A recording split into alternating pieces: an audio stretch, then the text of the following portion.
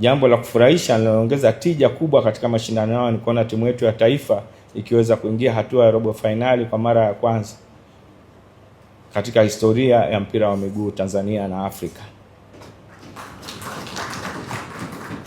Kimsingi vijana wetu walipambana kwa watu ambao walifika, hatuna budi kuwapongeza kwa kazi kubwa waliofika, na bahati mbaya tulipoteza mechi ya robo finali kwa goli moja kwa wenzetu wa Morocco.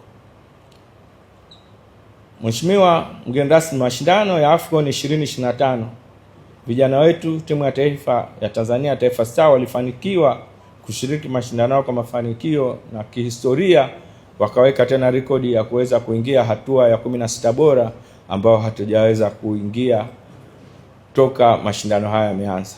Shukrani na pongezi za kipekee zimwendee mwalimu wetu Miguel Gamondi ambaye alipewa timu mwezi mmoja tu na akaweza kuwahamasisha vijana na kuweza kufanya vizuri kufikia hatua hiyo.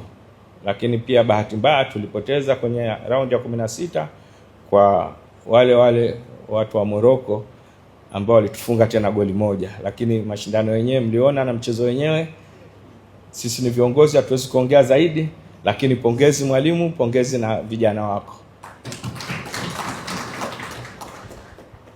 Mheshimiwa mgeni rasmi na wajumbe, mafanikio yameweza kutuonyesha njia ya kufanya vizuri zaidi katika mashindano yajayo ya AFCON 2027 ambayo Tanzania na nchi za Kenya na Uganda ndio zitakuwa wenyeji wa mashindano hayo.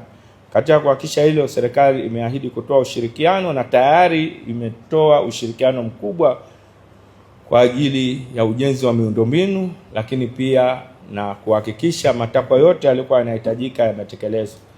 Serikali kwa kuanza na hilo, serikali ikaamua kuingia mkataba wa miaka miwili na kuweza kumlipa mshahara yake. Sisi ndio tumeingia mkataba, lakini serikali baada ya kugarantii kwamba itakuwa inamlipa mshahara, tukaingia naye mkataba kwa miaka miwili.